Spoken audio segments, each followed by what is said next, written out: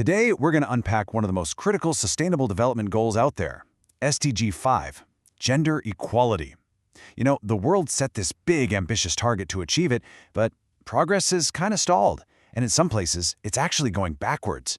So the big question we're tackling is, why is this goal, this really important goal, slipping through our fingers?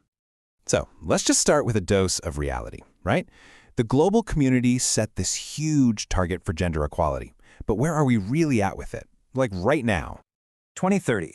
That was the year. That was supposed to be the deadline for creating a more equal world for every woman and girl. It was a clear, super ambitious goal. But yeah, the evidence is pretty clear. We're not going to hit that target.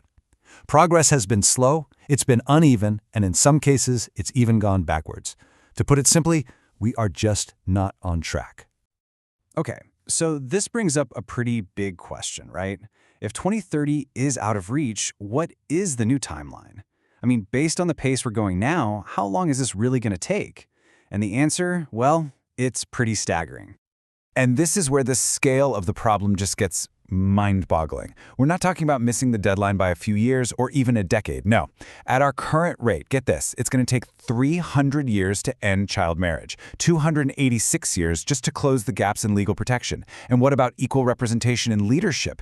140 years. This isn't just a delay, you guys. This is a multi-generational failure. So, what makes this specific goal so incredibly hard to nail down? Well, it's because you can't just pass a couple of laws and call it a day.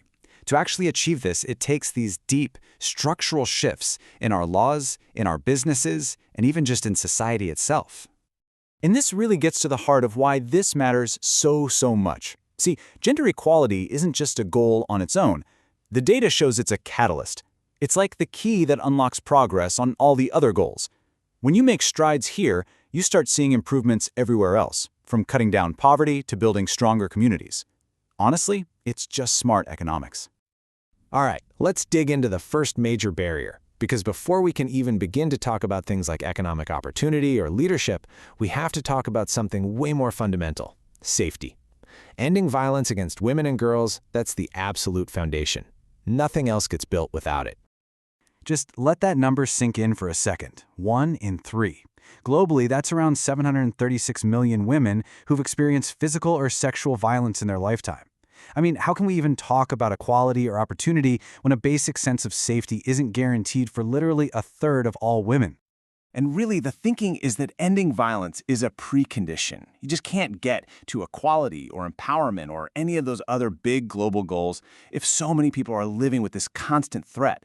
It absolutely has to be the starting point. So, what's the game plan? Well, it has to hit on all fronts. Of course, it means we need to enact and actually enforce laws. It means investing in real services for survivors.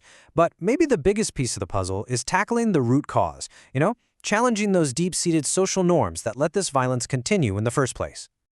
Okay, next up, let's look at the economy, because here, women often face this really tough double bind.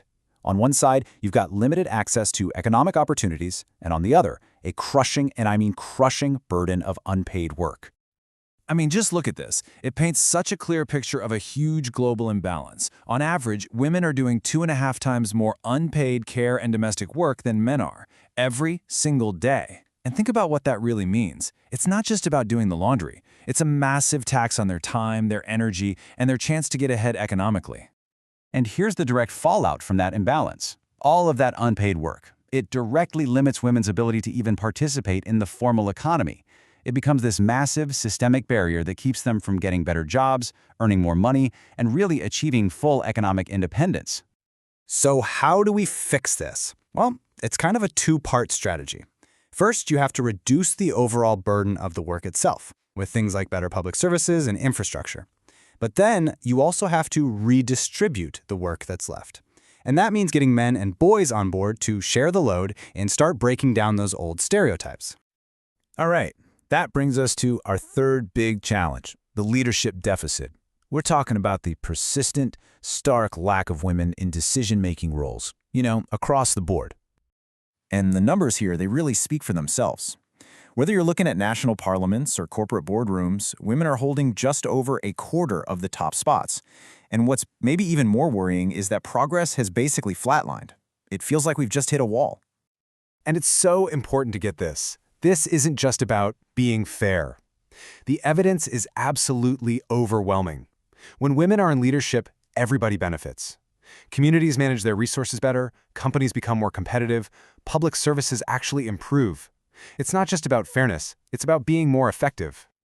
Okay, and finally, let's talk about the one thing that underpins everything else we've discussed, the money. Because you can have the best policies, the best ideas in the world, but without funding, that's all they are, ideas. And right now, there is a massive funding gap. I mean, look at this. This is genuinely shocking. Out of all the bilateral aid, that's money one country gives to another, only 4% goes to programs where gender equality is the main goal. 4%.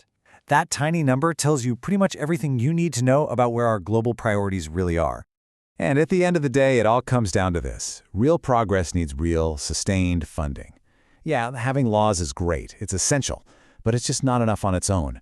We have to actually put our money behind the solutions we already know can work. Everything from prevention programs to economic support. So, that leaves us with this final thought.